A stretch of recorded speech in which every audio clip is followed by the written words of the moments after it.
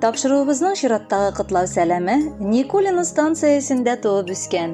Бүгенге көндә Евлашева бистәсендә гомер кичерүче Ногайбеков Рәис Айса улы хөрмәтенә яңгырый. Бүген ул үзенең 18 яшьлек матур туган көнен каршылый. Әлеге гомер бәйрәме белән ихластан аны газиз әнисе Гөлнур, әтисе Айса, әнисе Камил, сеңлесе Рамина, әбиләре Кадрия һәм Фатыйма һәм барша туганнары котлап, иң җылы теләкләрен ирештерәләр. 18 яшь. Бу матур мизгел турында улыбыз хәтта җырлар да язылган. Чөнки дөрестән дә кеше гомеренең бу иң күркәм вакыты. Үзем медицина тармагында, әтиләре озын елларга йөреп эшләгәнгә күрә кай ара гомер узганын да сизмәдек. Балаларыбыз буй үсеп, бүген менә инде рәисебез балик булган көнен каршылый. Рәис 9-нчы сыйныфны тәмамлап, юрист һөнәрен үзләштерә. Камил да шунда ук укып килә. Раминабыз балалар бакчасына йөри.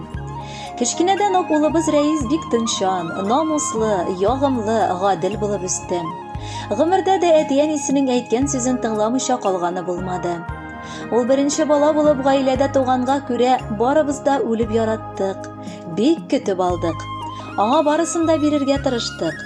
Әтисе өчен ул олы горурлык булып үсте. Үзеннән соң туган энесе белән сеңлесенә дә ул бар яктан да үрнәк булып тора. Әбиләре өчен ул бик кадерле, татлы алмалары. Кадрия әбисенең кулында үсте дип әйтсәк ялгышмабыз. Шуңа да инде ул гел әбиләренә шалтыратып, хәлләрен белешеп яши. Туганнарны да гел хөрмәтләп яши. Шуңа күрә бар кардәшләр дә аны үз итә. Рәисебез бик ачык күңелле кеше дип эндәшәләр. Кадерле балабыз, абыебыз, оныгыбыз, энебез Рәис. Ихластан сине бүгенге матур бәйрәмең белән котлыйбыз. Балик булган көнең. Ул димәк үз өстеңә җитди йөк алып, олы җаваплылык белән яши башлау дигәнне аңлата. Бүгеннән син үзең дәүләт алдында аерым тулы шәхес. Бар куйган алдыңа максатларыңа ирешеп, хыялларың чынга ашсын. Теләгебез, укып бетереп кулыңа дипломың алып, үзеңә ошаган эш табып, сәламәт килеш эшләп яшәргә язсын. Үз тормышыңда чын мәхәббәтеңне очратып, яратып һәм яратылып яшә. Гомердә дә кешелеклелегеңне югалтма. Без сине нинди бар, шундыйны бик яратабыз. Бер үк кайгы-хәсрәтләр генә килә күрмәсен сиңа. Шатланып, гомереңнең һәр мизгеленә сөенеп, безнең барын онытмыйча алга атла.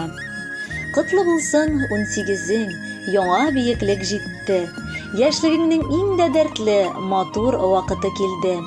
Улыбыз дип бик яратып, сөенешеп яшибез. Балабызга чын күңелдән тик бәхетләр телибез. Бу вакытта барысы да җиңел сыман тоела. Яшьлек чагы бик тиз уза, шулай тормыш корыла. Безнең нәселдән икәнне онытмый яшә балам. Дуга кылып бер Алладан саулыгың сорап калам. Хөрмәтле Рәис Айсеевич, бар теләкләргә дә кушылып, бүләккә матур җыр юллыйбыз. Кабул итеп алыгыз.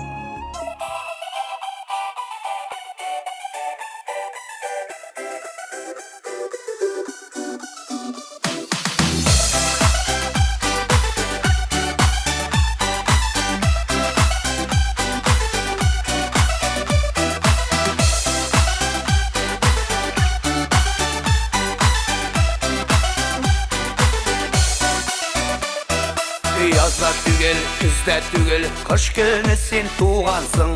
Аппак карлар кебек үзең шундый чибәр булгансың. Карлар ява, синең туган көнеңдә бәхет шатлык озын гомер бирсен Ходай үзеңә. Карлар ява, синең туган көнеңдә бәхет шатлык озын гомер бирсен Ходай үзеңә.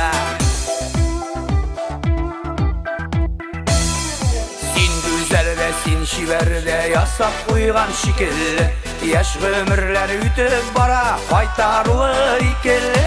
Карлар ява, синең туган көнеңдә бәхет шатлык озын гомер бирсен Ходай үзеңә. Карлар ява, синең туган көнеңдә бәхет шатлык озын гомер бирсен Ходай үзеңә.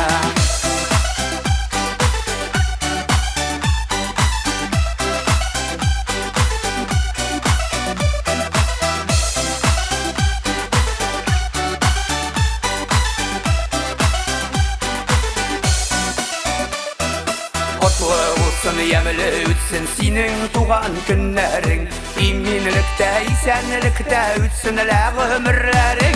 Қарлар яуа, сенің туған күніңді. Бәхіт шатылы қызым ғұмыр берсін Құдай өзіңе. Қарлар яуа, сенің туған күніңді. Бәхіт шатылы қызым ғұмыр берсін Құдай өзіңе.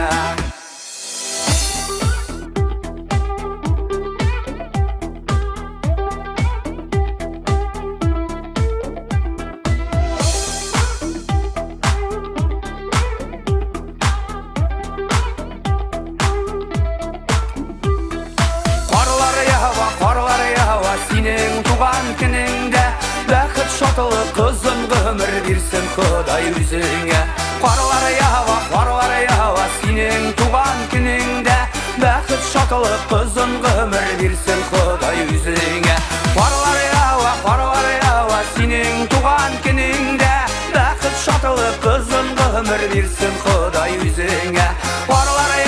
Қарлар яуа, сенің туған күніңді. Бәхіт шатылы қызым ғұмыр берсін Құдай өзіңе. Бәхіт шатылы қызым ғұмыр берсін